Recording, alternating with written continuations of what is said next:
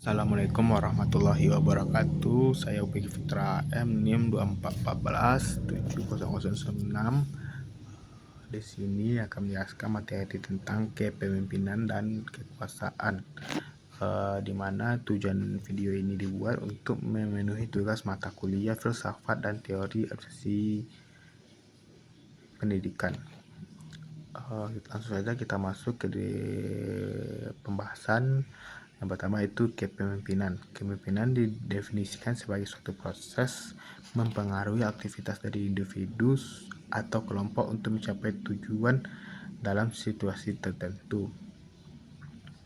Nawawi dalam bukunya Kepemimpinan yang Efektif mengemukakan kepemimpinan dilihat dari kepemimpinan dalam konteks struktural dan non-struktural. Menurutnya bahwa kepemimpinan dalam konteks struktural diartikan sebagai proses mempengaruhi pikiran, perasaan, dan tingkah laku, serta mengarahkan semua fasilitas untuk mencapai tujuan organisasi yang telah ditetapkan tanpa keikutsertaan anggota kelompok yang merumuskan. Sedangkan dalam konteks non-struktural, kepemimpinan diartikan sebagai proses mempengaruhi pikiran, perasaan, tingkah laku, dan mengarahkan semua fasilitas untuk mencapai tujuan bersama yang telah ditetapkan secara bersama-sama pula. Menurut Maxwell, kepemimpinan adalah pengaruh. Jika seseorang bisa meningkatkan pengaruhnya dalam diri orang lain, maka mereka bisa menjadi pemimpin efektif. Schermerhorn mendefinisikan kepemimpinan adalah leadership is the process of influencing others and the process of facilitating individual and collective efforts to accomplish share objektif. Kepemimpinan sebagai proses mempengaruhi orang lain dan proses memfasilitasi usaha individu dan kelompok untuk mencapai tujuan bersama. Robbins mengemukakan leadership is the ability to influence a group toward to achievement of goals. Suatu kemampuan mempengaruhi suatu kelompok ke arah pencapaian tujuan. Yang kedua itu teori kepemimpinan. Seseorang pemimpin harus memahami teori kepemimpinan sebagai acuan dalam sebuah organisasi. Robbins membagi teori mengenai kepemimpinan ke dalam 4 kategori. Yang pertama itu teori sifat kepemimpinan, mengidentifikasikan 6 ciri yang membedakan pemimpin dan bukan pemimpin, berfokus pada berbagai sifat dan karakteristik pribadi dikaitkan secara konsisten dengan kepemimpinan, yaitu ambisi dan energi, hasrat untuk memimpin, kejujuran dan integritas, percaya diri, kecerdasan dan pengetahuan yang relevan dengan pekerjaan. Yang kedua, selanjutnya itu teori perilaku kepemimpinan, merupakan teori-teori yang mengupayakan bahwa perilaku spesifik membedakan pemimpin dengan bukan pemimpin. Yang pertama yaitu studi dari Ohio State, teori perilaku kepemimpinan yang paling komprehensif dan replikatif muncul dari penelitian dirilis biasa. Studi ini mengidentifikasikan 2 dimensi menjelaskan perilaku pemimpin sebagai mana dideskripsikan pada karyawan, yaitu struktur awal dan tengah rasa. Selanjutnya teori kontingensi mengatakan bahwa keefektifan kepemimpinan tergantung pada situasi dan lainnya untuk mengisolasi kondisi situasional tersebut. Teori yang termasuk dalam teori kontingensi adalah model Fielder, mengemukakan bahwa kinerja kelompok yang efektif bergantung pada pendanaan yang tepat antara gaya pemimpin dalam berinteraksi dengan bawahan dan tingkat di mana situasi memberikan kendali dan pengaruh kepada pemimpin. Teori jalur tujuan dikembangkan oleh Robert House yang mengambil elemen utama dari penelitian kepemimpinan tentang struktur awal dan tengah raksa dan teori pengharapan motivasi. Inti dari teori ini adalah bahwa tugas pemimpin untuk membantu bawahan dalam mencapai tujuan dan memberikan arahan atau dukungan yang dibutuhkan agar tujuan mereka cocok dengan tujuan keseluruhan kelompok atau organisasi. Yang ketiga itu modal partisipasi pemimpin.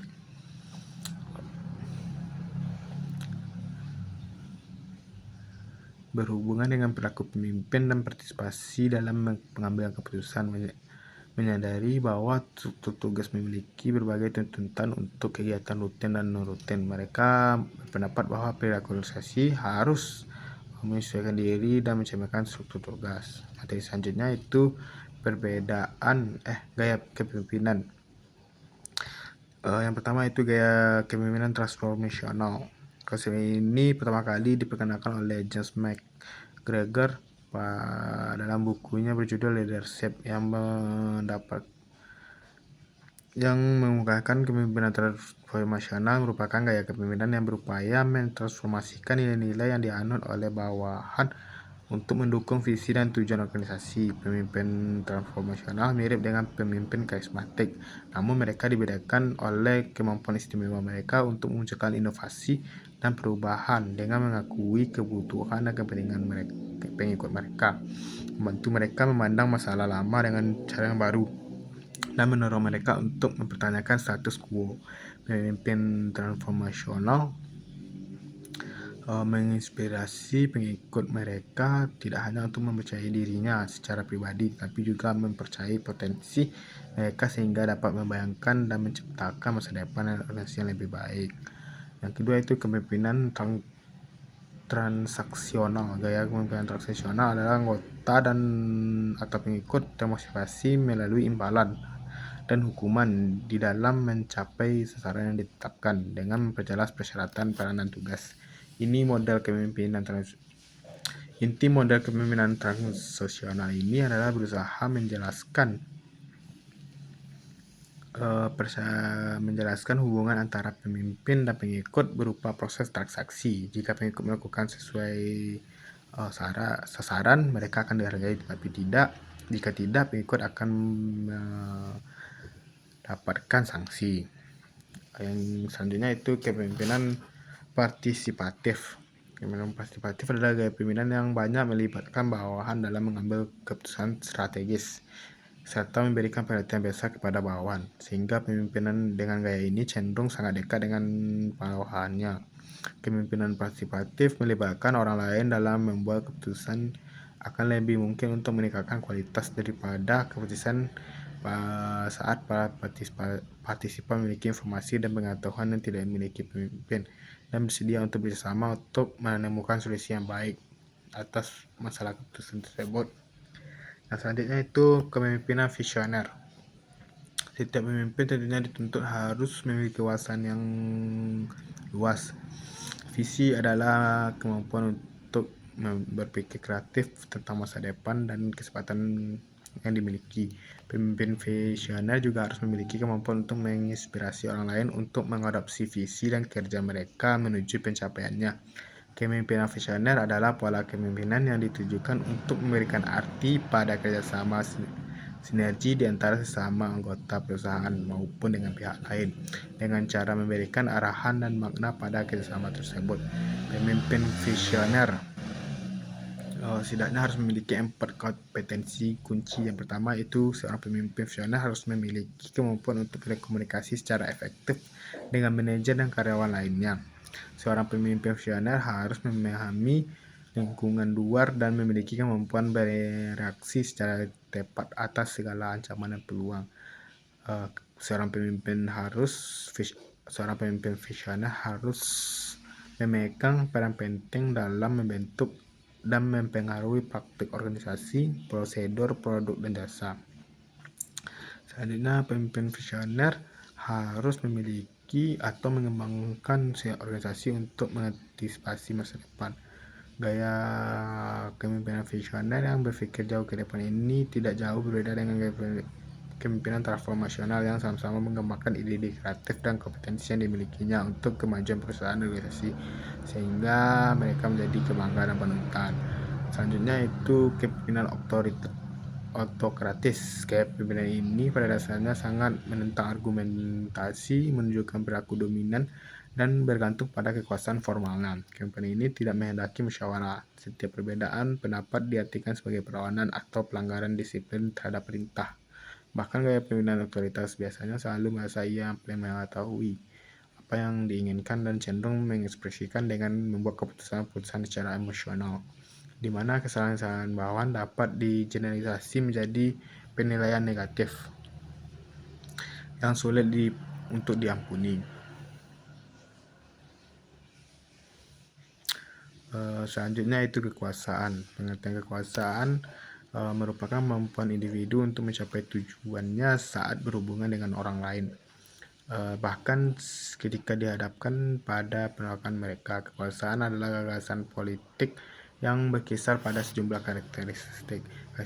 Karakteristik tersebut mengelaborasi kekuasaan selaku alat yang digunakan seseorang, yaitu pemimpin, guna dalam hubungan interpersonalnya. Menurut Robbins, kekuasaan adalah kapasitas bahwa si A yang harus mempengaruhi si B sehingga si B bertindak sesuai dengan apa yang diharapkan si A.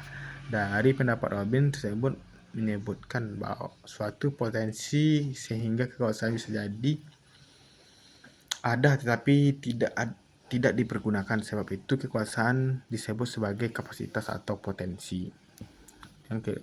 Materi selanjutnya itu ke sumber kekuasaan. Sumber kekuasaan dalam menjalankan kepemimpinan, seorang pemimpin harus memiliki kekuasaan atau power. Bentuk kekuasaan bermacam-macam menurut Barney and Kurtz, seperti yang dikutip Barney and Kurtz bahwa ada 6 bentuk dari kekuasaan yang dimiliki seseorang, yaitu kekuasaan legitimasi, merupakan kekuasaan yang berasal dari kedudukan seseorang dalam hierarki organisasi. Seseorang mampu mempengaruhi orang lain karena ia memiliki posisi atau jabatan tertentu dalam organisasi.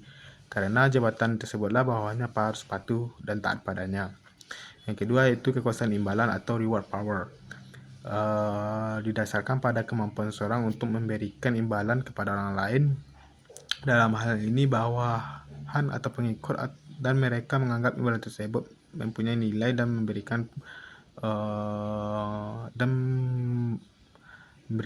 mempunyai nilai atau mereka membutuhkan imbalan tersebut. Yang ketiga itu kekuasaan paksaan atau coercive power, merupakan kekuasaan atau kepatuhan terhadap orang lain karena mereka takut akan hukuman yang dijatuhkan kepadanya. Kekuatan dari kekuasaan paksaan bergantung pada implikasi negatif dari hukuman tersebut, dari apakah ada kemungkinan hukuman tersebut dapat dihindari atau tidak. Yang keempat, kekuasaan ahli atau expert power, merupakan kekuasaan yang dimiliki seseorang karena ia memiliki kemampuan khusus, keahlian atau pengetahuan umum. Yang selanjutnya itu kekuasaan reference power, kekuasaan yang bersumber dari sifat seseorang karena ia memiliki daya tarik tertentu atau karena karisma. Selanjutnya itu kekuasaan information power, merupakan kekuasaan yang dipunyai seseorang ketika ia memiliki informasi-informasi penting yang berhubungan dengan organisasi,